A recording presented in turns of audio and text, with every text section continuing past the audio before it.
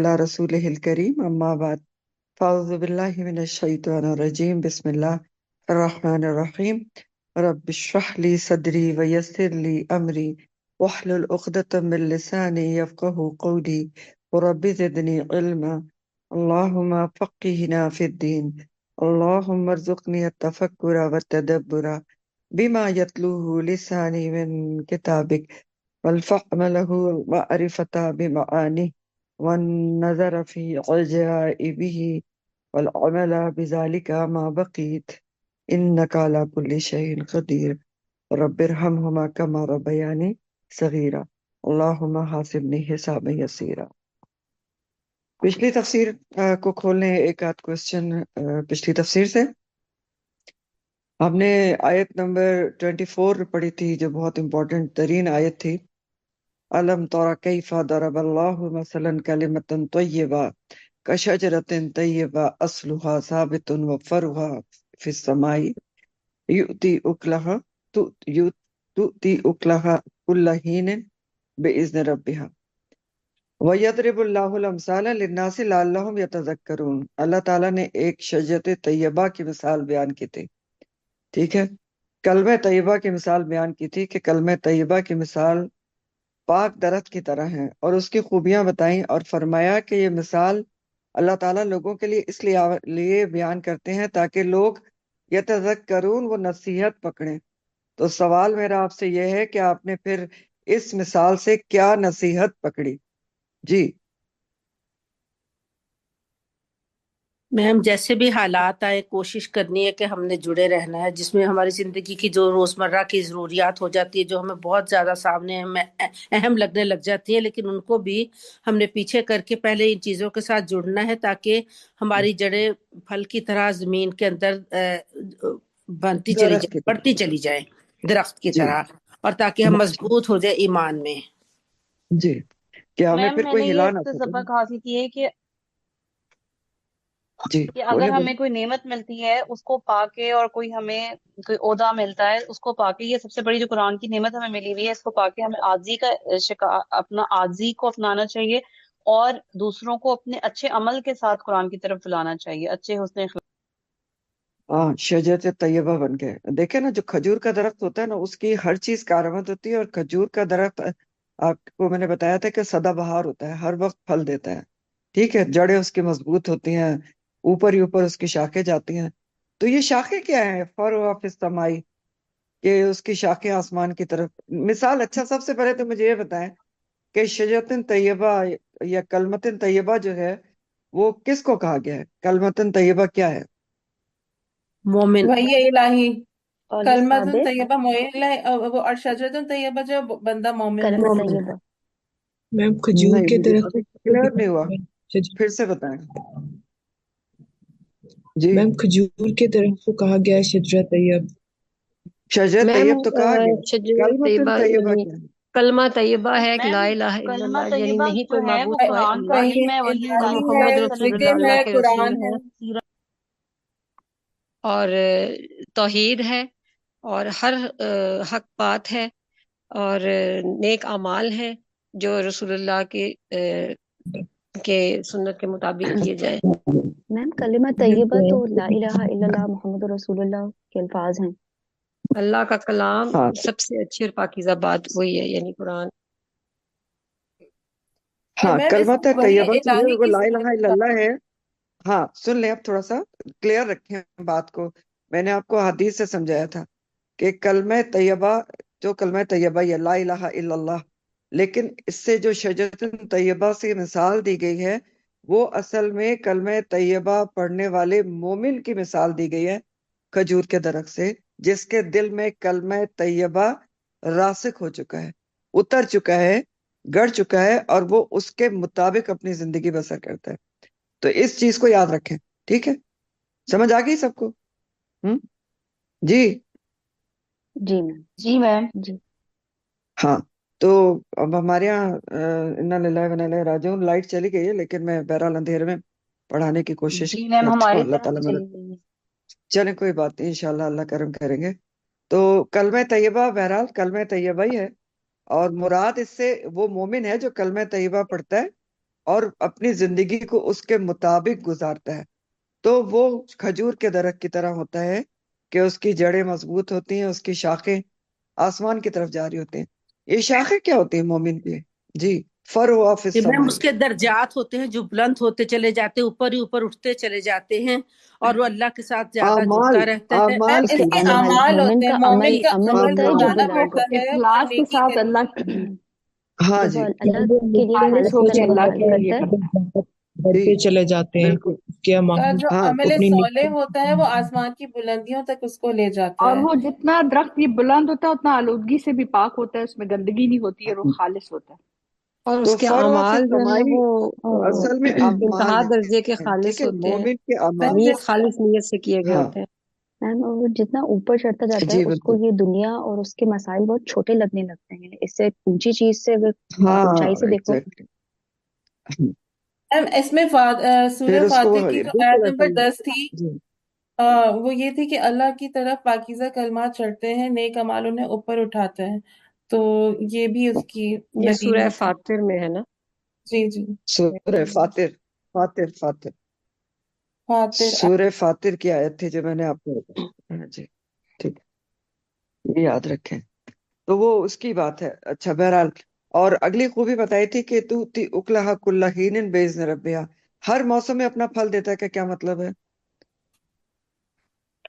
کہ میم میم جو مومن اچھے جی ہے حالات ہوں یا برے حالات، کنسسٹنٹ رہتا ہے یعنی اور وہ وہ جو کبھی بھی بھی کرتے ہیں اللہ کی رضا کے لیے کرتے ہیں، میم وہ اپنے اس کے جی صرف موڈ اور نہ اپنے نفس صرف کی خود خواہشات پہ بلکہ نہیں چلتا دوسروں ہے، کے لیے بھی وہ مومن ہر فائدہ مند وقت ہوتا ہے، استقامت کے اور ساتھ حالات صبر اور کیسے بھی ہوں اس ہاں کا رویہ ایک ہی جیسا رہتا ہے۔ جی، اس کا مقصد یہی ہے کہ اس کا جو رویہ ہوتا ہے مومن کا، جو اس کے پھل ہوتے ہیں، جو اس کا اخلاق ہوتا ہے، جو اس کا سمجھ لیں کہ جو اس کے اعمال ہوتے ہیں، وہ اس کے برکات میں حالات کے وہ ساتھ ہمیشہ بدل فائدہ ہی نہیں دیں جاتے۔ گے لوگوں کو۔ ہاں، وہ ہر وقت ہر موسم میں لوگوں کے لیے فائدہ مند ہی ہوتا ہے، لوگوں کو فائدہ ہی پہنچاتا ہے، یہ کہا جا رہا ہے، ٹھیک ہے نا؟ لوگوں کو ہر موسم میں فائدے پہنچاتا ہے۔ یہ نہیں ہوتا ہے کہ کسی موسم میں فائدہ پہنچایا اور کسی میں موڈ نہیں ہوا تو موڈ خراب ہو گیا تو فائدہ نہیں پہنچایا، تو مومن ایسا وہی نہیں ہے نا ہوتا، میم، دل کا یہ کہا موسم گیا ہے۔ اچھا ہے تو دوسروں کے ساتھ اچھے ہیں، دل کا موسم خراب ہے تو دوسروں پہ جی، آپ دل کے کا موسم وہ جو خراب ہے تو موڈ اندر خراب کا ہوتا جو بھی ہے اس کا عذاب اور عطاب دوسروں پہ نازل ہو رہا ہے، تو یہ میم چیز اس سے ہے۔ میم جی ہاں مجھے اس ایک کی پوائنٹ آیت اس سے میں بھی بہت کنیکٹڈ ہے اچھا نا۔ لگا تھا کہ جس طرح کھجور کی شاخوں پہ اوپر کوئی بھی نہیں مطلب اوپر جانا بہت مشکل ہوتا ہے، تو اسی طریقے سے جو مومن ہے اس پر بھی شیطان نہیں بیٹھ سکتا، تو یہ مجھے پوائنٹ بہت ہی امپورٹنٹ لگا تھا۔ الحمدللہ۔ چلیں آج کی میم تفسیر کی کلّا طرف ہی میں چلتے ہیں۔ سوری تو ایک بس آج پوائنٹ اللہ ایڈ کرنا چاہوں گی۔ تعالیٰ مدد کریں، لائٹ وائٹ آگے انشاءاللہ۔ یہ پہلے سے اگر ہوتا تو کوئی انسان میم بندوبست کر صبا لیتے ہیں۔ کچھ کہہ چلیں رہی تھی۔ آج ہماری جو تفسیر ہے، جی سوری، کون کہہ رہی تھی؟ بس کہیں سوری جی جی ایک پوائنٹ بس کوئی ایڈ کچھ؟ کرنا چاہ رہی تھی کہ جی بولے۔ کلّا ہی میں پچھلی جو آیت ہے اس سے بھی یہ ریلیٹڈ ہے کہ جب کوئی آپ کے ساتھ برائی کرے تو وہ اس کا جواب بھلائی سے ہی دیتا ہے، اس میں اس طرح سے بھی لے سکتے ہاں ہیں۔ بالکل، ہاں بالکل، کہ وہ پھل ہی دیتا ہے، ٹھیک ہے نا؟ وہ کانٹے نہیں دیتا، وہ پھل ہی دیتا ہے، بالکل اس طرح بھی ہو سکتا ہے۔ چلے آج کی تفسیر کی طرف چلتے ہیں۔ آج کی تفسیر ہماری سورہ ابراہیم آیت نمبر 35 سے ہے۔ وَإِذْ قَالَ ابراہیم، اور جب کہا ابراہیم علیہ السلام نے، ربی اے میرے رب، اجعل تو بنا دے حاض البلد آمنا، امن والا، وجنبنی، اور بچا مجھے، کس چیز سے بچا؟ ان، اس سے کہ نعبدا، ہم عبادت کریں، الاسنام، بتوں کی۔ اس میں جو نیا ورڈ ہے وہ ایک وجنبنی آیا ہے، اس کو دیکھ لیں۔ وجنبنی کا جو ورڈ ہے وہ جم سے ہے۔ جم کس کو؟ ٹھیک، تو اجتناب کا لفظ بھی اسی سے ہوتا ہے۔ تو یہ جو لفظ ہے وجنبنی، یہ جنبا سے ہی ہے، اور اجنبنی، اجنب، اجنبا، یہ جو ہے یہ اصل میں امر واحد کا سیکھا ہے کہ اجنب، بچا لے، نی، مجھ کو، ٹھیک ہے۔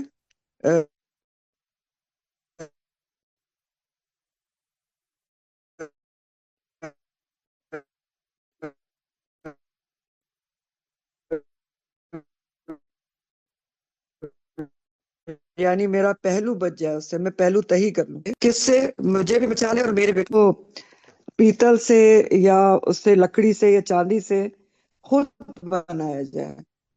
اسنام کی ڈیفینیشن لکھ لیں، صنم چاندی کے خود تراشے ہوئے بت اور مورتیاں جو قابل انتقال اور قابل خرید و فروخت ہوتے ہیں۔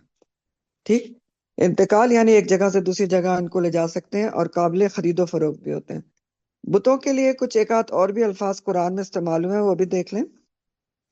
ایک نصب کا لفظ استعمال ہوا ہے قرآن میں، اس کے لیے آپ نے قرآن میں پڑھا ہے وما ذبح علی النصب وان تستقسموا بالازلام، سورہ مائدہ۔ تو اس میں جو نصب کا لفظ ہے نا، وہ نصیب کی جمع ہے اصل میں۔ اور نصیب کس کو کہتے ہیں؟ پتھر یا لوہے وغیرہ کے اس مجسمے کو کہتے ہیں کہ جو کسی جگہ عبادت کے لیے نصب کر دیا گیا ہو، گاڑ دیا گیا ہو۔ ٹھیک ہے، تو اس کو نصب کہا جاتا ہے، نصیب کی جمع ہے۔ نصب کے مطلب کیا ہوتے ہیں؟ کسی چیز کو گاڑ دینا۔ تو نصب کون سے بت ہوتے ہیں؟ جو پتھر یا لوہے کے جن کو عبادت کی غرض سے گاڑ دیا جاتا ہے۔ اسی طرح قرآن میں اوثان کی لام سے بھی بتوں کا ذکر آیا ہے، وَاجْتَنِبُوا الرِّجْسَ مِنَ الْأَوْثَانِ وَاجْتَنِبُوا قَوْلَ الزُّورِ، یہ قرآن میں آتا ہے۔ تو اوثان سے ہے، اوثان تو وثن کی جمع ہے۔ اوثان کہتے ہیں اپنی جگہ ثابت و قائم رہنے والے بت۔ یہ بت خود تراش دیدہ اور نصب کردہ نہیں ہوتے، بلکہ یہ کیا ہوتے ہیں؟ مخصوص مقامات پر پتھروں یا درختوں یا ستاروں وغیرہ میں اللہ کی صفات کا عقیدہ رکھ لیا جاتا ہے اور ان کی عبادت شروع کر دی جاتی ہے۔ تو یہ اوثان ہوتے ہیں، یعنی ایس سچ بت نہیں ہوتے، نصب کردہ بھی نہیں ہوتے، مخصوص مقامات پتھروں، درختوں، ستاروں وغیرہ کو اللہ کی صفات کا عقیدہ رکھ کے ان کی عبادت شروع کر دی جاتی ہے۔ تو یہ کچھ الفاظ تھے جو میں نے آپ کو کمپیریٹیولی یہاں پر بتا دیے۔ جی، وَإِذْ قَالَ إِبْرَاهِيمُ رَبِّ اجْعَلْ هَٰذَا بَلَدًا آمِنًا وَاجْنُبْنِي وَبَنِيَّ أَن نَّعْبُدَ الْأَصْنَامَ، اور جب ابراہیم علیہ السلام نے کہا اے میرے رب اس شہر مکہ، یعنی شہر ہاذا بلد کون سے؟ بلد کو کہتے ہیں شہر کو، مکہ شہر مراد ہے، کہ اس کو امن والا بنا دے اور مجھے اور میری اولاد کو بت پرستی سے بچا لے، ان نعبد اصنام۔ تو یہاں سے ابراہیم علیہ السلام اور ان کی دعاؤں کا ذکر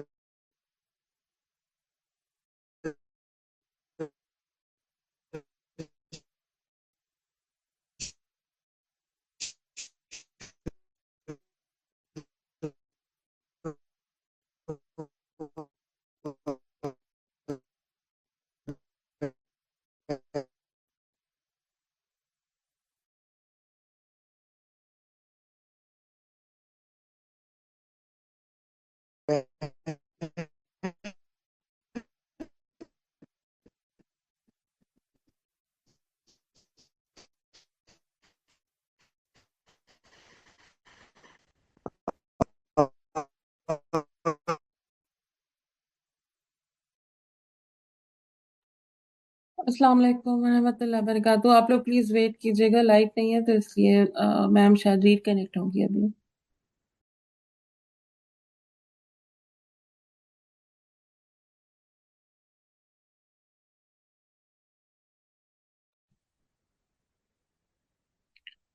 السلام علیکم سوری، ورحمۃ آپ لوگ کو آواز آ رہی ہے نا میری؟ اللہ۔ اب آ رہی ہے میم، تھوڑا سا اس جی کو میم ریپیٹ آپ کر آ رہی دیجیے گا، جزاک اللہ۔ اچھا بتا دیجیے گا، لائٹ نہیں ہے، بالکل اندھیرے میں پڑھا دیں تو انشاءاللہ اللہ کرم کریں گے۔ تو بہرحال پہلی دعا ابراہیم علیہ السلام کی کہ رب اجعل ھذا البلد آمنا، اے میرے رب اس شہر کو امن والا بنا دے۔ تو یہ دعا ابراہیم علیہ السلام نے کب کی تھی؟ ایک بخاری کی حدیث ہے، یہ میں آپ کو سنانا چاہوں گی، اور ابن عباس اس میں بہت سارے ابراہیم علیہ السلام اور اسماعیل علیہ السلام کے بارے میں چیزیں بیان کرتے ہیں۔ تھوڑی لمبی حدیث ہے، لیکن یہ اس لیے سننا اور سنانا ضروری ہے کیونکہ اس سے بہت ساری انفارمیشن سیدنا ابراہیم علیہ السلام اور اسماعیل علیہ السلام کے بارے میں ملتی ہیں۔ تو حدیث آپ کو میں پڑھ کے سناؤں گی۔ حدیث اس طرح ہے کہ عورتوں میں کمر پٹا باندھنے کا رواج اسماعیل علیہ السلام کی والدہ ہاجرہ سے چلا ہے، اور سب سے پہلے انہوں نے کمر پٹا اس لیے باندھا تھا کہ سارا علیہ السلام ان کا سراغ نہ پائیں۔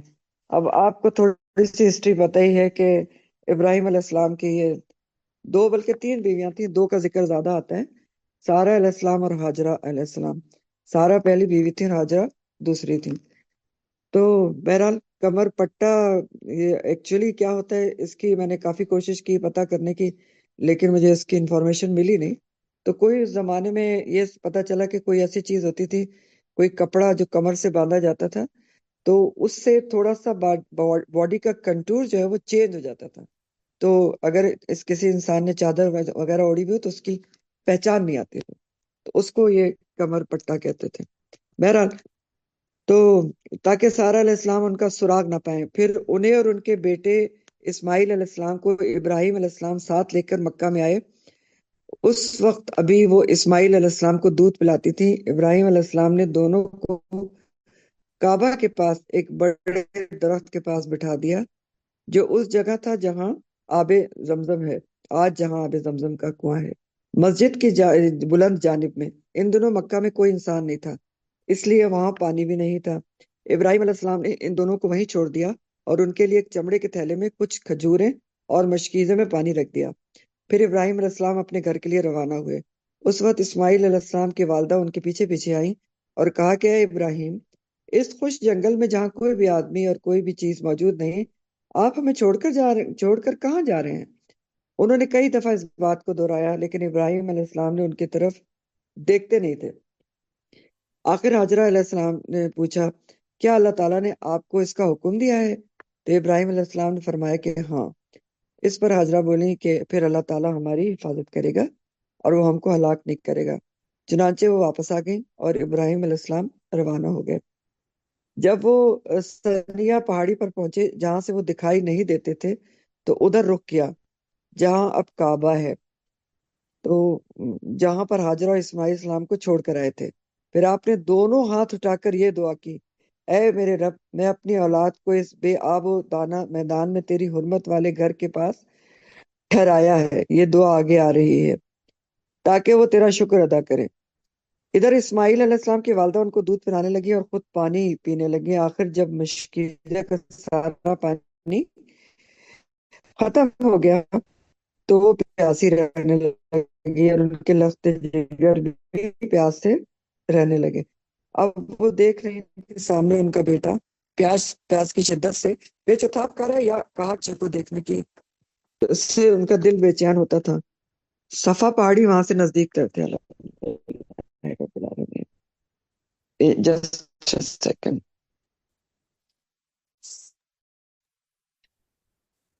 جی،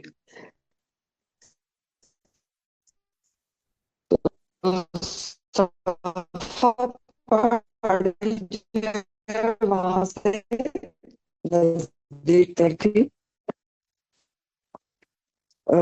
وہ پانی کی تلاش میں اس پر چڑھ گئی اور وادی کی طرف رخ کر کے دیکھنے لگی کہ کہیں کوئی انسان نظر آئے، لیکن کوئی انسان نظر نہیں آیا۔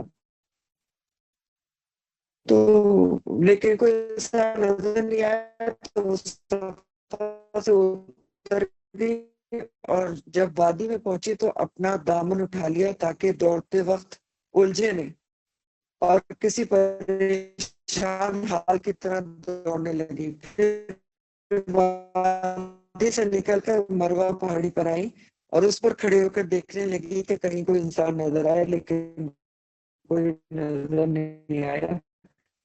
اس طرح انہوں نے لگا کہاں پر صفا اور مروہ کے درمیان، جو آج آپ صحیح کرتے ہیں، ٹھیک ہے۔ تو اس کئی چکر لگا کے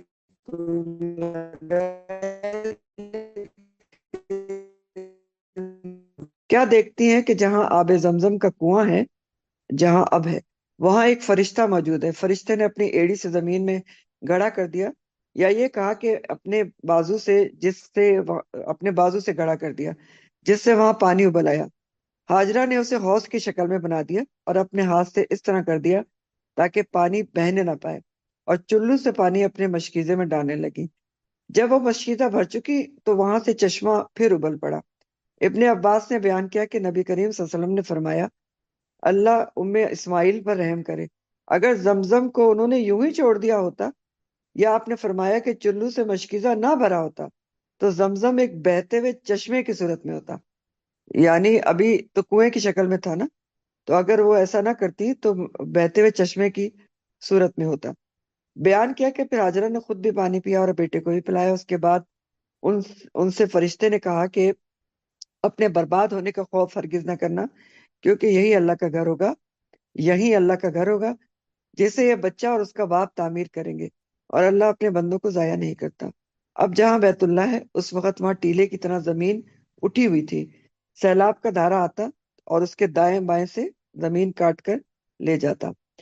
خانہ کعبہ کے ساتھ یہ ہوا تھا کہ جب طوفان نوح آیا تھا تو بہہ گیا تھا، تو اب وہاں پر اس کے صرف آثار تھے، ٹیلے کی طرح اٹھے ہوئے۔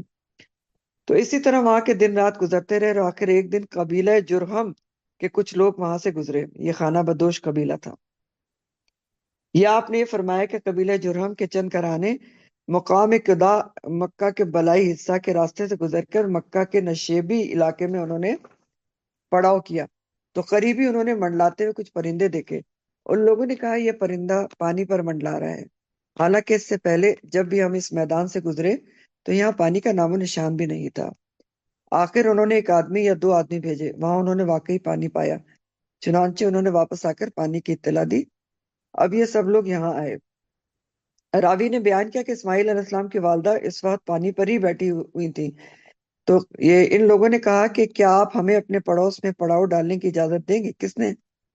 قبیلہ جرہم کے لوگوں نے کہا۔ تو حاجرہ علیہ السلام نے فرمایا کہ ہاں، لیکن اس شرط کے ساتھ کہ پانی پر تمہارا کوئی حق نہیں ہوگا، یعنی میں جب تمہیں کہوں گی کہ لے لو تو لے لو گے۔ تو انہوں نے اسے تسلیم کر لیا۔ ابن عباس نے بیان کیا کہ نبی کریم صلی اللہ علیہ وسلم نے فرمایا کہ اب اسماعیل کو پڑوسی مل گئے۔ انسانوں کی موجودگی ان کے لیے دل جمعی کا باعث ہوئی۔ ان لوگوں نے خود بھی یہاں قیام کیا اور اپنے قبیلے کے دوسرے لوگوں کو بھی بلوا لیا، اور وہ سب لوگ بھی یہیں آ کر ٹھہر گئے۔ اب آپ دیکھ رہے ہیں نا کہ مکہ کی آباد کاری شروع ہو رہی ہے۔ انہوں نے دعا کی تھی نا کہ یہ امن والا بن جائے، آباد ہو جائے۔ تو اسی طرح یہاں ان کے کئی گھرانے آ کر آباد ہو گئے، اور بچہ اسماعیل علیہ السلام جرہم کے بچوں میں جوان ہوا اور ان سے عربی سیکھ لی۔ جوانی میں اسماعیل علیہ السلام ایسے خوبصورت تھے کہ آپ پر سب کی نظریں اٹھتی تھیں اور سب سے زیادہ آپ بھلے لگتے تھے، چنانچہ جرہم والوں نے آپ کی اپنے قبیلے کی ایک لڑکی سے شادی کر دی۔ پھر اسماعیل علیہ السلام کی والدہ ہاجرہ کا انتقال ہو گیا۔ اسماعیل علیہ السلام کی شادی کے بعد ابراہیم علیہ السلام یہاں اپنے چھوڑے ہوئے خاندان کو دیکھنے آئے۔ اسماعیل علیہ السلام اس وقت گھر پہ نہیں تھے، اس لیے آپ نے ان کی بیوی سے اسماعیل علیہ السلام کے متعلق پوچھا۔ انہوں نے بتایا کہ روزی کی تلاش میں کہیں گئے ہیں۔ پھر آپ نے ان سے ان کی معاش وغیرہ کے متعلق پوچھا، تو بیوی نے کہا کہ حالت اچھی نہیں ہے، بڑی تنگی سے گزر اوقات ہوتی ہے۔ اس طرح انہوں نے شکایت کی۔ ابراہیم علیہ السلام نے ان سے فرمایا کہ جب تمہارا شوہر آئے تو ان سے میرا سلام کہنا، اور یہ بھی کہنا کہ وہ اپنے دروازے کی چوکھٹ بدل ڈالیں۔ پھر جب اسماعیل علیہ السلام واپس تشریف لائے تو جیسے انہوں نے کچھ انسیت سی محسوس کی، یعنی ان کو گھر میں ایسے لگا کہ کوئی آیا تھا اپنا، اور دریافت فرمایا کہ کوئی صاحب یہاں آئے تھے؟ ان کے بیوی نے کہا ہاں، ایک بزرگ اس شکل کے یہاں آئے تھے، اس شکل کے، اور آپ کے بارے میں پوچھ رہے تھے۔ میں نے انہیں بتایا کہ آپ باہر گئے ہوئے ہیں۔ پھر انہوں نے پوچھا تمہاری گزر اوقات کا کیا حال ہے؟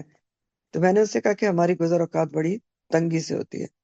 اسماعیل علیہ السلام نے دریافت کیا کہ انہوں نے تمہیں کچھ نصیحت بھی کی تھی؟ ان کی بیوی نے بتایا کہ ہاں، مجھ سے انہوں نے کہا تھا کہ آپ کو سلام کہہ دوں، اور وہ یہ بھی کہہ گئے ہیں کہ آپ اپنے دروازے کی چوکھٹ بدل دیں۔ اسماعیل علیہ السلام نے فرمایا کہ وہ بزرگ میرے والد تھے اور مجھے یہ حکم دے گئے ہیں کہ میں تمہیں جدا کر دوں، اب تم اپنے گھر جا سکتے ہو۔ چنانچہ اسماعیل علیہ السلام نے انہیں طلاق دے دی اور بنی جرہم میں سے ایک دوسری عورت سے شادی کر لی۔ اب یہاں پر کیا بات نوٹیبل ہے کہ ان کی بیوی نے شکوہ شکایت جزا فضا یہ سب کچھ کیا، یہ بڑی تنگی ترشی ہے، تو ظاہر ہے نبی تھے اور ان کے بیٹے کو بھی نبوت ملنی تھی، تو ان کو یہ بات پسند نہیں آئی کہ ایسی بیوی ان کے ساتھ رہیں، اس لیے انہوں نے کہا کہ چوکھٹ بدل لیں۔ جب تک اللہ تعالیٰ کو منظور رہا ابراہیم علیہ السلام ان کے ہاں نہیں آئے۔ پھر جب کچھ دنوں کے بعد وہ تشریف لائے تو اس مرتبہ بھی اسماعیل علیہ السلام اپنے گھر پر موجود نہیں تھے۔ آپ نے ان کی بیوی کے ہاں گئے اور ان سے اسماعیل کے بارے میں پوچھا۔ انہوں نے بتایا کہ ہمارے لیے روزی تلاش کرنے گئے ہیں۔ ابراہیم علیہ السلام نے پوچھا تم لوگوں کا حال کیسا ہے؟ تو آپ نے ان کی گزر بسر اور دوسرے حالات کے متعلق پوچھا تو بیوی نے بتایا کہ ہمارا حال بہت اچھا ہے، بڑی فراخی ہے۔ انہوں نے اس کے لیے اللہ کی تعریف اور ثنا بھی کی۔ ابراہیم علیہ السلام نے دریافت فرمایا تم لوگ کھاتے کیا ہو؟ انہوں نے بتایا کہ گوشت۔ آپ نے دریافت فرمایا پیتے کیا ہو؟ بتایا کہ پانی۔ ابراہیم علیہ السلام نے ان کے لیے دعا کی اے اللہ ان کے گوشت اور پانی میں برکت نازل فرما۔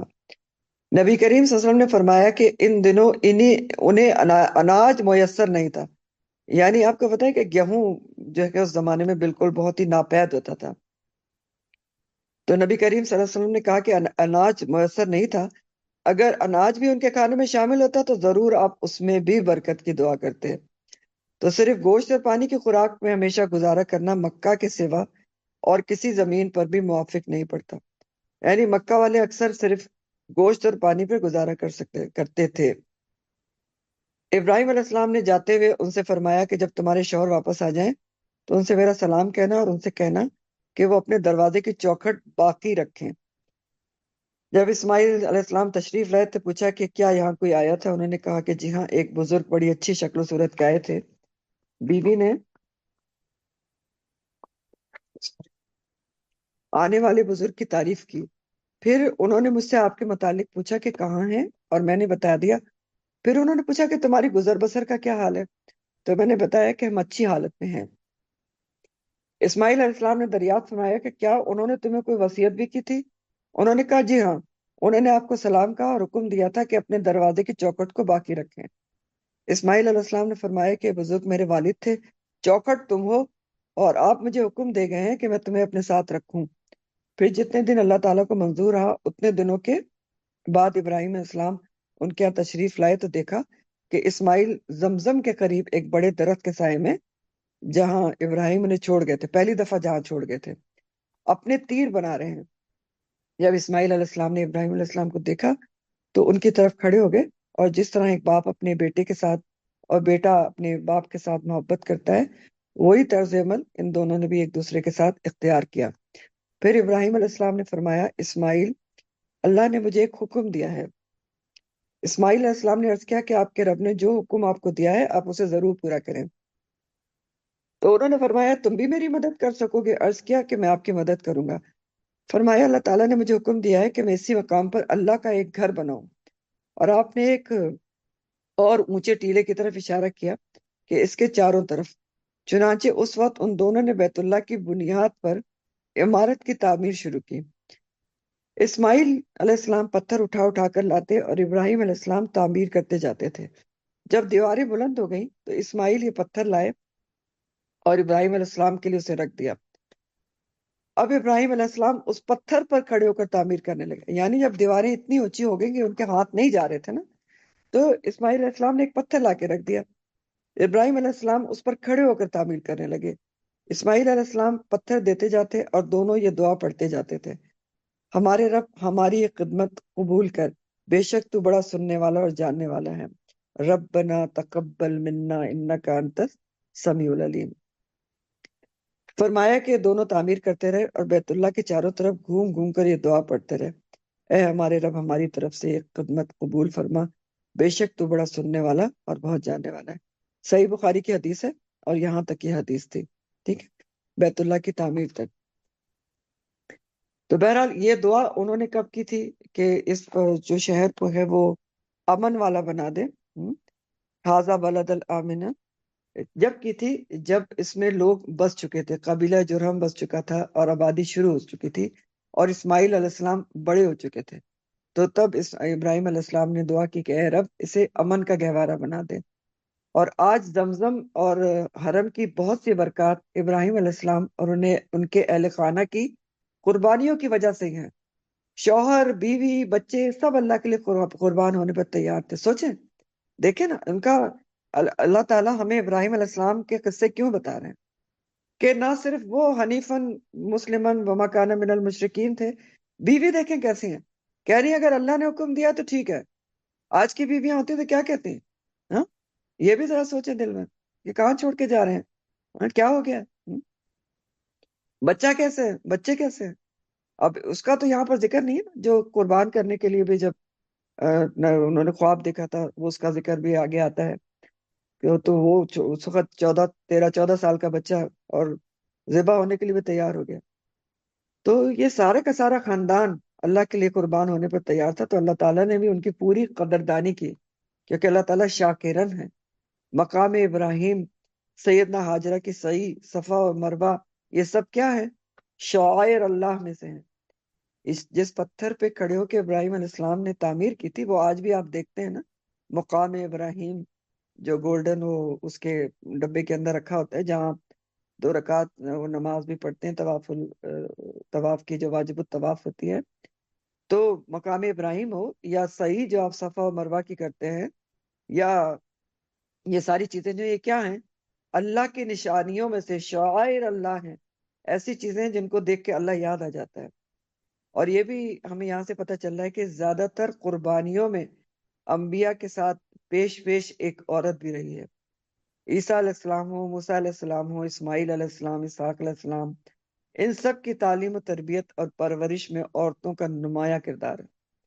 دیکھ لینا، عیسیٰ علیہ السلام کی ماں کے بارے میں سوچنے، موسیٰ علیہ السلام کی پرورش بھی ایک حضرت آسیہ نے کی تھی. اسماعیل علیہ السلام کی آپ پڑھ ہی رہے ہیں، اسحاق علیہ السلام کی حضرت سارہ نے کی. نبی کریم صلی اللہ علیہ وسلم کی پرورش کا تو معاملہ ہی الگ ہے، وہ خود اللہ تعالیٰ نے کی تھی. تو سب سے پہلے ابراہیم علیہ السلام نے مکہ کو امن والا بنانے کی دعا کی. کیوں؟ کیونکہ دیکھیں اگر امن ہو تو انسان پرسکون زندگی گزار سکتا ہے اور نعمتوں سے فائدہ بھی اٹھا سکتا ہے. ہاں؟ اگر امن ہی نہ ہو تو ہر وقت پریشان اور خوفزدہ رہتا ہے.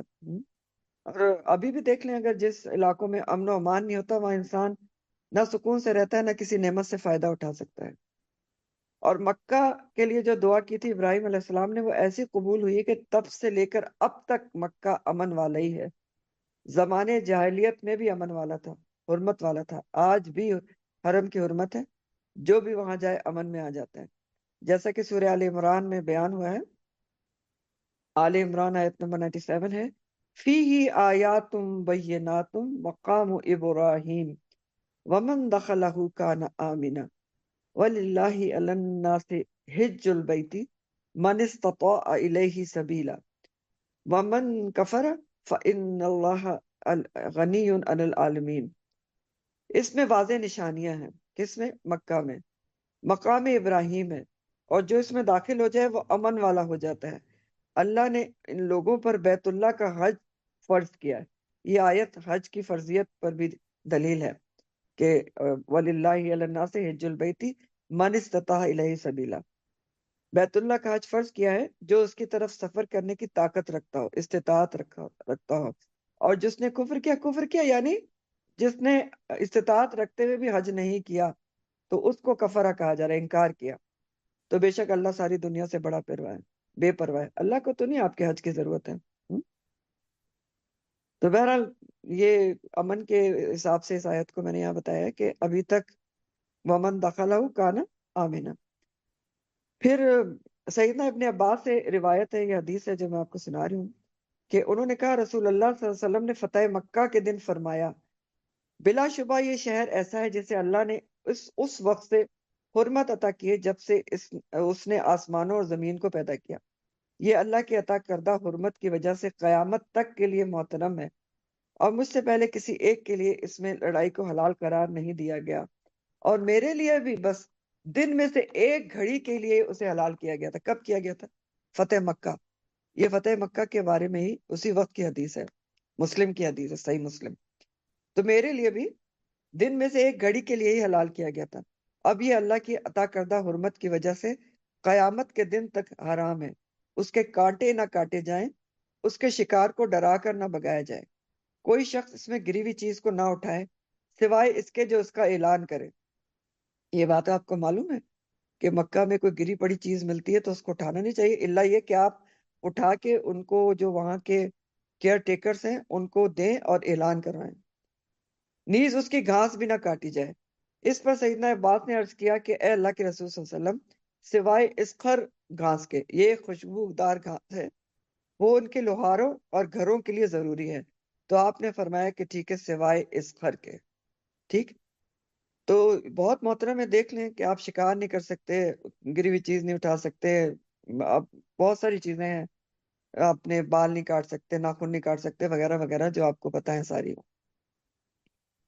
بہرحال ابراہیم علیہ السلام کی دعا قبولی، حرم بالکل پرامن جگہ ہے، کسی قسم کا غم فکر پریشانی وہاں نہیں ہوتی، سکون ہی سکون ہے، امن ہی امن ہے۔ سوچ کے دیکھیں، وہاں جا کے کچھ یاد نہیں آتا گھر میں کیا ہو رہا ہے، بچے کیا کر رہے ہیں، کیا کریں گے، کیا ہوگا، کیسے ہوگا، کچھ نہیں، ایک ہی فکر ہوتی ہے کہ حرم جانا ہے، نماز پڑھنی ہے، یہ کرنا ہے، طواف کرنا ہے، عمرہ کرنا ہے، اور بس۔ تو وہ تو امن والا ہی ہے۔ دوسری دعا ہے وَجْنُبْنِي بَنِيَّ أَن نَعْبُدَ الْأَصْنَامَ، اے میرے رب مجھے اور میری اولاد کو بت پرستی سے بچانا، شرک سے دور رکھنا، محفوظ رکھنا۔ کیوں دور رکھنا؟ کیونکہ رب بھی، اے میرے رب، انہن، بے شک انہوں نے، کنہوں نے، اب یہاں نون نسواں آ رہا ہے، تو کیوں آ رہا ہے؟ اسنام کی وجہ سے، کہ بے شک انہوں نے، ان بتوں نے، ان دیویوں نے، ادللنا، گمراہ کر دیا، یہ بھی نون نسواں ہے، ٹھیک ہے نا، دلہ سے، دلال سے، تو انہوں نے گمراہ کر دیا ہے، ان اسنام نے، کثیرن من الناس، کثیر تعداد کو لوگوں میں سے، فمن، تو جو کوئی، تبعنی، اتبع، پیروی کرے میری، فإنہ، تو بے شک وہ، منی، مجھ سے ہے، ومن عصانی، اور جو کوئی نافرمانی کرے میری، عصانی عصا سے ہے، معصیت جس سے ہوتی ہے، عصی اور معصیت، تو جو نافرمانی کرے میری، فإنک، تو بے شک تو ہی، غفور الرحیم، بہت بخشنے والا اور نہایت رحم کرنے والا ہے۔ تو دعا کر رہے ہیں کہ ان کو بت پرستی سے بچے جو ہیں، اے میرے رب، بے شک انہی بتوں نے بہت سے لوگ گمراہ کیے ہیں، اور پھر یہ کہہ رہے ہیں کہ جو میری اتباع کرے تو یقیناً وہ میرا ہے، فرمانی کرے تو بلا شبہ تو غفور الرحیم ہے۔ تو اے رب، ان لوگوں نے، یعنی ان بتوں نے بہت سے لوگ گمراہ کر دیے، لوگ شیطان کے بہکانے پر بتوں کو دیکھ کر ایسے کھوئے کہ ایسا ان کی پرستش میں گم ہوئے کہ اللہ کو بھول گئے، اللہ تک جانے کا راستہ۔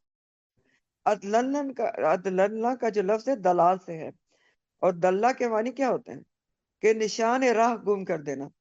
تو لوگ بتوں کی پرستش میں ایسے گم ہوئے کہ اللہ تک پہنچے کہ نشان راہ ہی انہوں نے گم کر دیے، تو اللہ تک پہنچیں گے کیسے؟ تو اس لیے اولاد کو ان بتوں سے تو محفوظ رکھ، یہ دعا کر رہے ہیں۔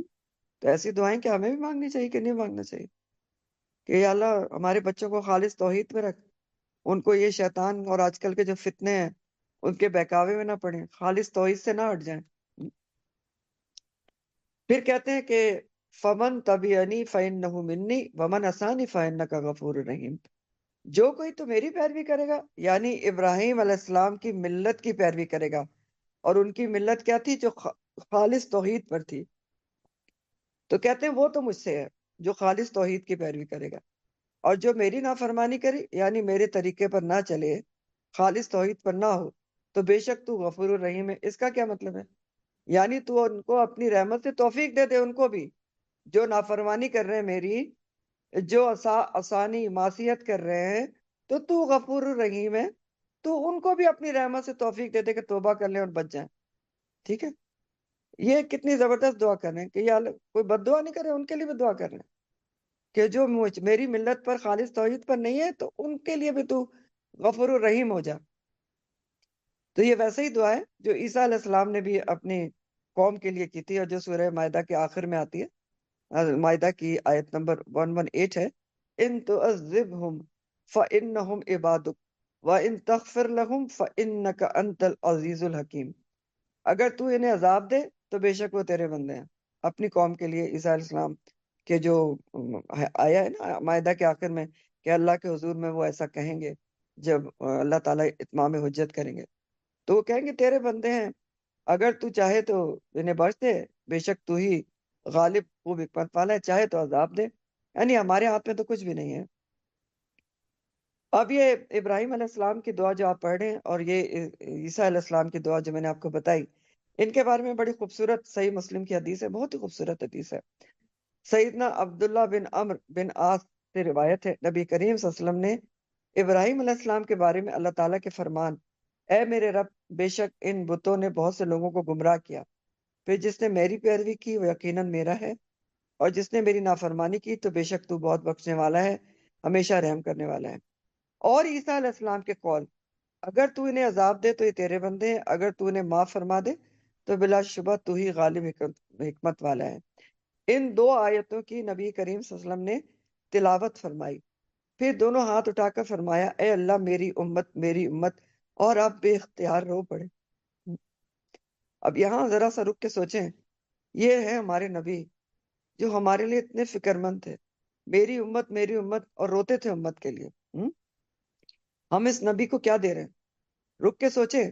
ہم کہتے ہیں کہ سنتی تو ہے، ہم کہتے ہیں حدیث کا کوئی اعتبار نہیں، کون سا فرض ہے؟ سنت ہے۔ کیا یہ ہمیں ایسا کہنا چاہیے؟ سوچنے کی بات ہے کہ نہیں ہے؟ سوچیں رک کے اچھے طریقے سے کہ کیا ہمیں ایسا کہنا چاہیے؟ وہ نبی جو اپنی امت کے لیے روتے روتے چلے گئے، ہمیشہ روتے رہے کہ یا اللہ میری امت اور میری امت۔ ہم اس نبی کی کتنی اتباع کرتے ہیں، کتنی سنتوں کو زندہ کرتے ہیں، کتنی سنت کو اہمیت دیتے ہیں۔ سنتی تو سب کچھ ہے اور ہم کہتے ہیں سنتی تو ہے۔ آپ سنت میں نہیں چلیں گے تو آپ قرآن پہ ہی عمل نہیں کر سکتے۔ بہرحال حدیث آگے پڑھتے ہیں، اور بے اختیار رو پڑے۔ اللہ تعالیٰ نے حکم دیا، اے جبرائیل، محمد صلی اللہ علیہ وسلم کے پاس جاؤ، جبکہ تمہارا رب زیادہ جاننے والا ہے، ان سے پوچھو کہ آپ کو کیا بات رلا رہی ہے۔ جبرائیل علیہ السلام آپ کے پاس آئے اور وجہ پوچھی تو رسول اللہ صلی اللہ علیہ وسلم جو بات کہی تھی ان کو بتائی، جبکہ وہ اللہ اس بات سے زیادہ اچھی طرح آگاہ ہے۔ اس پر اللہ تعالیٰ نے فرمایا، اے جبرائیل، محمد صلی اللہ علیہ وسلم کے پاس جاؤ اور کہو کہ ہم آپ کی امت کے بارے میں آپ کو راضی کریں گے اور ہم آپ کو تکلیف نہ ہونے دیں گے۔ کیا پیاری حدیث ہے، دیکھیں نبی کریم صلی اللہ علیہ وسلم کے رونے اور ان کی اتنی تڑپ کی وجہ سے اللہ تعالیٰ نے کہا کہ ہم آپ کے امت کے بارے میں آپ کو راضی کریں گے اور آپ کو تکلیف نہ ہونے دیں گے۔ صحیح مسلم کی حدیث ہے۔ تو اب اس کا یہ مطلب نہیں ہے کہ امت بالکل ہی جو ہے بے پرواہ ہو کے گناہ ثواب کو چھوڑ دے اور جو چاہے کرتی رہے، کیونکہ اللہ تعالیٰ نے تو کہہ دیا کہ ہم آپ کی امت کے بارے میں آپ کو راضی کریں گے، آپ کو تکلیف نہیں ہونے دیں گے۔ یہ مطلب نہیں ہے اس کا۔ اس کا مطلب یہ ہے کہ جس نے بھی کلمہ، جیسے حدیث کہتی بھی ہے کہ کبھی بھی دل سے پڑھا ہے تو اس کو بالآخر جنت میں داخل کیا جائے گا، ٹھیک ہے، کلمہ گو کو نکال لیا جائے گا۔ لیکن فوز العظیم کیا ہے؟ کہ جو ایک لمحے کے لیے بھی آگ میں نہ جائے اور جنت میں داخل ہو جائے۔ بہرحال یہاں آپ دیکھ رہے ہیں ابراہیم علیہ السلام کی دعا میں ان کا عظیم اخلاق اور کردار نظر آ رہا ہے، حد درجے کی خیرخواہی نظر آ رہی ہے کہ وہ ان کو بھی معاف کر دے، ہدایت دے دے جو میرے نافرمان ہیں، ومن آسانی، ان کے لیے بھی تو غفور و رحیم ہو جا۔ تو ابراہیم علیہ السلام تو ایسے ہی تھے، اواہن حلیم تھے نا، آپ نے پیچھے پڑھا ہے، اواہن آہ بھرنے والے، نرم دل تھے اور حلم والے تھے۔ لوط علیہ السلام کے لیے بھی فرشتوں سے حجت کی تھی نا کہ وہاں پر کیوں جا رہے ہو عذاب دینے کے لیے، وہاں تو لوط بھی ہیں وغیرہ وغیرہ۔ تو یہاں پر ابراہیم علیہ السلام نے واضح دعا کی ہے کہ جو میرے طریقے پر خالص توحید پر ہو تو وہ مجھ سے ہے، اور قریش مکہ نے ان کے ہر طریقے کے خلاف ورزی کی۔ صرف خانہ کعبہ میں 360 بت رکھے تھے، اور سیدنا ابراہیم اور سیدنا اسماعیل کی تصاویر، یا کچھ لوگ کہتے ہیں کہ ان کے بت بنا کے رکھے تھے، اور ان کے ہاتھوں میں فالگیری کے تیر پکڑا دیے تھے، جو سخت مشرکانہ عمل ہے۔ تو یہ انہوں نے کیا تھا، حد درجہ ان کے بالکل ہی طریقوں کے خلاف ہی چلے تھے۔ پھر آگے مزید دعا کرتے ہیں ابراہیم علیہ السلام، ربنا، اے ہمارے رب، انی بے شک میں، اسکنتو، بسایا میں نے، سکنہ سے، سکینت سے بسایا ہے میں نے، من ذریتی، اپنی اولاد کو، بوادن، وادی میں، وادی کہتے ہیں دو پہاڑوں کے درمیان کی جگہ، وادی میں، غیری ذی زرع، بغیر کھیتی والی کی، ایسی وادی میں بسایا جو بغیر کھیتی والی ہے، اندہ بیتی کا، پاس تیرے گھر کے، المحرم، حرمت والے، محرم اسم مفعول ہے، ٹھیک ہے، حرمت والا، جس کی حرمت ہے۔ ربنا، اے ہمارے رب، لیقیموا، یعنی میں نے کیوں اپنے اولاد کو بسایا ہے وادی غیر غیر کھیتی والی میں تیرے گھر کے پاس، حرمت والے، تاکہ وہ کیا کریں؟ رب بنائے ہمارے رب، لیقیموا، تاکہ وہ قائم کریں، الصلاۃ، نماز، فجل، پس کر دے، بنا دے، افئدتن، دلوں کو، فوات کی جمع ہے افئدتن، دل، من الناس، بس بنا دے دلوں کو لوگوں کے، تحوی، وہ مائل ہوں، الیہم، طرف ان کے، ورزقہم، اور رزق دے انہیں، من الثمراتی، پھلوں میں سے، لعلہم یشکرون، تاکہ وہ شکر ادا کریں۔ تحوی کا لفظ جو ہے وہ ہوا سے ہے۔ ہوا کے لفظی معنی ہوتے ہیں تیزی سے اوپر سے نیچے گرنا، اور ہوا خواہش نفس کو بھی کہتے ہیں نا، ہوا ہوا ہوا خواہش نفس کو کہتے ہیں۔ اور ہوا کا مطلب ایک اور بھی ہوتا ہے کہ نفس کا کسی چیز کی طرف میلان ہونا، مائل ہونا، نفس کا کسی چیز کی طرف میلان ہونا، مائل ہونا، تو یہاں مائل ہونے کے معنی میں آ رہا ہے۔ تو اس کا آپ کو میں محاورہ ترجمہ پہلے بتاتا ہوں، پھر آگے چلتے ہیں۔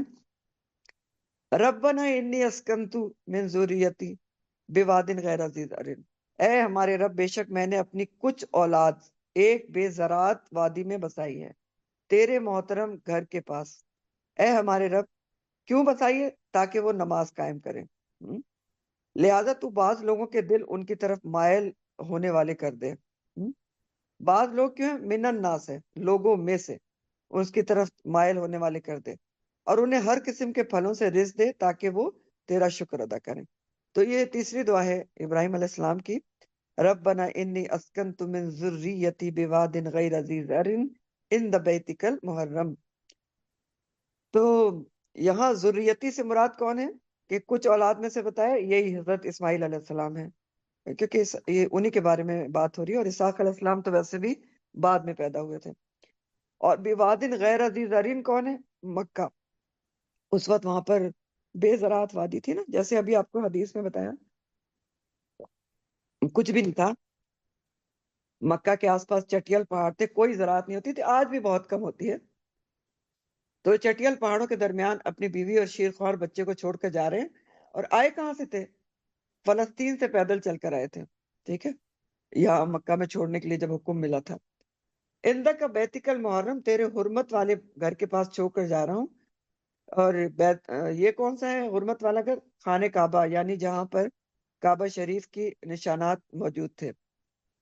جیسے میں نے آپ کو پہلے بتایا تھا کہ کعبہ شریف طوفان نوح میں بہہ چکا تھا، لیکن نشانات باقی تھے، اس لیے ان دا بیتک المحرم کہہ رہے ہیں۔ اور تعمیر تو آپ نے بعد میں کی تھی، جب واپس آئے اور اسماعیل علیہ السلام بڑے ہو چکے، جیسے ابھی حدیث میں آپ نے پڑھا، تو مل کر تعمیر کی تھی۔ اور چھوڑ کر کیوں جا رہا ہوں بیتک المحرم کے پاس؟ کہ رب بنا لیقیم الصلاۃ، اے میرے رب، تاکہ میری اولاد نماز قائم کرے۔ حرمت والے گھر کے پاس بسانے کا مقصد کیا ہے؟ نماز کا قیام ہے، کہ اولاد نماز کی پابند ہو جائے۔ اور نماز کا قیام واقعی ایسی چیز ہے کہ جو اولاد در اولاد چلتا ہے، نسل در نسل چلتا ہے۔ اگر آج آپ نماز کے پابند ہیں تو انشاءاللہ آپ کی اولاد بھی پابند ہوگی، اور پھر اس کی اولاد بھی پابند ہوگی۔ اور نماز ہے کیا؟ نماز بہت بڑی چیز ہے، بندگی کا سب سے بڑا ذریعہ ہے، اللہ سے قربت کا ذریعہ ہے، اللہ تعالیٰ کے قریب ہونے کا ایک واحد ذریعہ جو ہے وہ نماز ہے۔ انسان سجدے میں اللہ تعالیٰ کے سب سے قریب ہوتا ہے۔ ہر چیز سے کٹ کر خالص توجہ خالق کی طرف رکھنا نماز ہے، کیونکہ نماز میں آپ کوئی کام نہیں کرتے، نہ کھا سکتے، نہ پی سکتے، نہ بول سکتے ہیں، نہ کسی کی طرف نگاہ اٹھا سکتے ہیں، ایک نقطے پر نگاہ مرکوز ہوتی ہے، نہ کچھ سوچنا ہوتا ہے، سوچنا بھی صرف خالق کے بارے میں ہوتا ہے۔ یعنی نماز کیا ہے؟ مخلوق سے کٹ کر، ہر چیز سے کٹ کر انسان خالق کا ہو جائے، یہ ہے نماز۔ ایسی نماز ہوتی ہے وہ، جیسے حدیث جبرائیل میں بھی نبی کریم صلی اللہ علیہ وسلم نے احسان کا مطلب بتایا تھا نا، کہ احسان کا مطلب کیا ہے، تو آپ نے فرمایا تھا کہ تم اللہ کی عبادت ایسے کرو کہ جیسے تم اللہ کو دیکھ رہے ہو، اگر یہ نہیں تو کم از کم یہ تو خیال رکھو کہ وہ تو تمہیں دیکھ رہا ہے۔ تو یہ ہوتی ہے نماز، یقیم الصلاح۔ اور اسی لیے آپ کو پتا ہے کہ حساب بھی جو اللہ کے حقوق میں سے ہوگا، سب سے پہلے نماز کا ہوگا۔ تو انہوں نے یہی دعا کی کہ یا اللہ، یہ جو میری اولاد ہے سب سے کٹ کر تیرے ہو جائیں۔ اور کیا کر؟ وجعل افئدہ، فجعل، افئدۃ من الناس تہوی الیہم، لوگوں کے دلوں میں ان کی محبت ڈال دے کہ لوگوں کے دل ان کی طرف مائل ہو جائے، لوگ ان کی طرف کھچے چلے آئیں، کیونکہ لوگ آئیں گے تو مکہ آباد ہوگا نا، آباد ہوگا تو عبادتیں ہوں گی، عبادات ہوں گی تو مسجد آباد ہوگی، بیت المحرم آباد ہوگا۔ تو یہ اس لیے دعا کی، اور ابراہیم علیہ السلام کی دعا قبول ہوئی۔ آج بھی آپ دیکھ لیں کعبہ کی طرف دل کھچے ہی چلے جاتے ہیں، اور ایسے کھنچتے ہیں کہ بعض دفعہ کنٹرول کرنا مشکل ہو جاتا ہے، کہ انسان کا دل چاہتا ہے بس ابھی اٹھ کے فوراً چلے جاؤ۔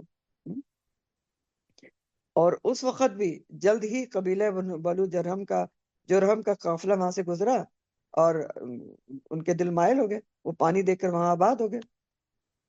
اگلی دعا کی انہوں نے کہ وَارْزُقْهُم مِّنَ الثَّمَرَاتِ لَعَلَّهُمْ يَشْكُرُونَ، اور انہیں ہر قسم کے پھلوں میں سے رزق دے تاکہ وہ شکر ادا کریں، ان تمام نعمتوں پر شکر گزار ہوں جو تو نے ان کو دی ہیں، تمام نعمتیں تیری راہ میں لگائیں۔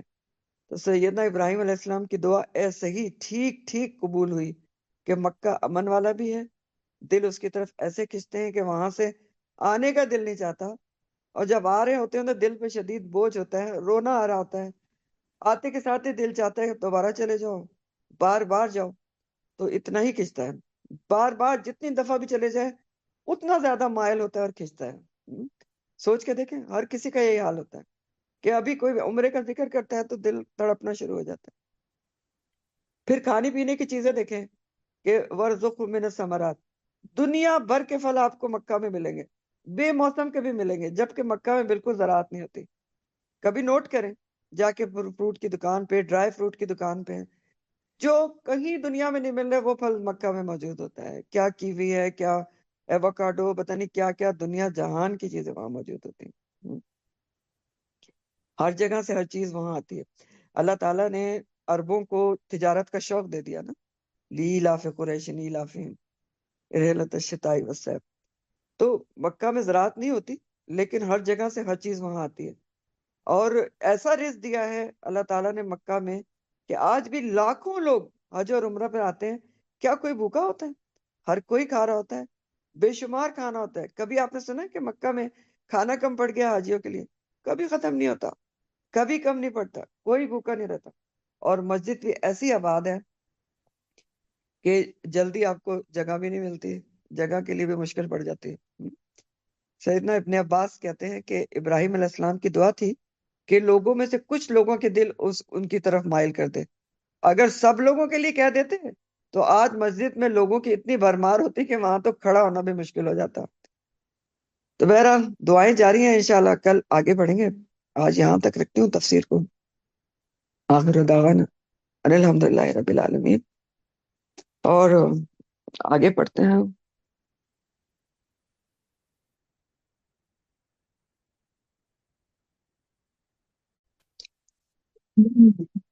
جیسا کہ میں نے آپ سے کہا تھا کہ جو محمد عربی سیرت النبی صلی اللہ علیہ وسلم ہم پڑھ رہے ہیں، تو اگلی دفعہ میں آپ کو محمد عربی میں سے ریڈنگ کر کے نہیں پڑھاؤں گی، بلکہ دو صحابیات کے بارے میں بتاؤں گی کہ جن کا ذکر پچھلی دفعہ آپ نے پڑھا تھا، اور وہ دونوں ہی ازواج مطہرات میں سے آتی ہیں، تو اس لیے ان کے بارے میں ہم آج پڑھیں گے، ٹھیک ہے؟ دو صحابیات کا ذکر آیا تھا پچھلی دفعہ، سیدہ حفصہ بنت عمر رضی اللہ تعالی عنہ کا، اور حضرت زینب بنت خزیمہ کا۔ تو ام المومنین سیدہ حفصہ بنت عمر رضی اللہ تعالی عنہ، اور یہ بھی میں آپ کو ایک بک ہے صحابیات مبشرات، اس میں سے پڑھ کے سنا رہی ہوں۔ ان کے بارے میں حدیث لکھی ہوئی ہے مستدرک حاکم کی کہ ایک روز حضرت جبرائیل علیہ السلام رسول اقدس صلی اللہ علیہ وسلم کے پاس تشریف لائے اور سیدہ حفصہ رضی اللہ تعالیٰ عنہ کے بارے میں ارشاد فرمایا، یہ بہت زیادہ روزے رکھنے والی اور عبادت گزار خاتون ہے، اور یہ جنت میں بھی آپ کی بیوی ہوں گی۔ تو اہل جنت سیدنا فاروق اعظم رضی اللہ تعالیٰ عنہ کے نور چشم جلیل